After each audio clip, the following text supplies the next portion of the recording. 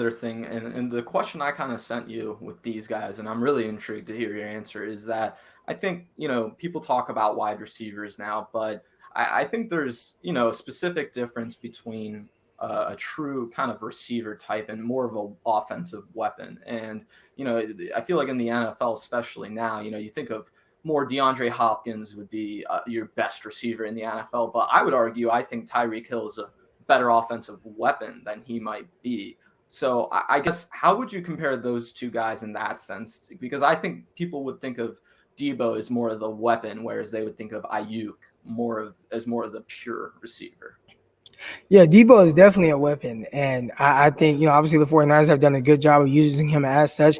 Last year, Deebo had more yards after catch than actual yards, which I've never even heard of anything like that before, especially coming from a receiver. Now, he missed a lot of time too, so that probably contributed to it.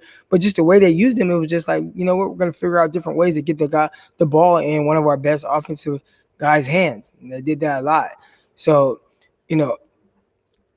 it's tough because when you watch Deebo Samuel, it's not that he can't just be a pure receiver. It's just that he has this added value to the way that he plays or the way that you can use him. So, I talked about on my timeline DJ Moore. And, I had tweeted out that, DJ Moore is what 49er fans hope Deebo Samuel would be. And I think a lot of fans took that as kind of like a slap in the face towards Deebo. And I'm like, nah, man, Deebo is probably my favorite player on the 49ers. And I love the way he plays. But when you just look at how DJ Moore is utilized, we're talking about a guy who is right around 1,200 yards over the last couple of years. And he has a very similar skill set as Deebo Samuel. Their height, weight is right around the same.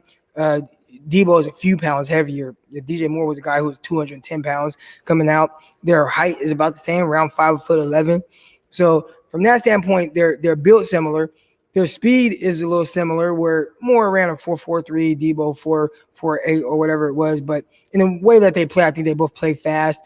But when you watch DJ Moore, he's utilized all over the field, and he's utilized as more of that pure receiver that you're talking about. But I think Deebo can be used like that too, and I think he wins in that way. We saw it a lot his rookie year, but I think last year is kind of clouding our judgment of what he really is because they used him in such a gadgety role. Right, and to me, I feel like that gadgety role that you're talking about, that may have been more out of necessity than anything, not because Deebo Samuel can't do all those receiver things like you're talking about, but because the 49ers needed him to be that weapon for them. And right.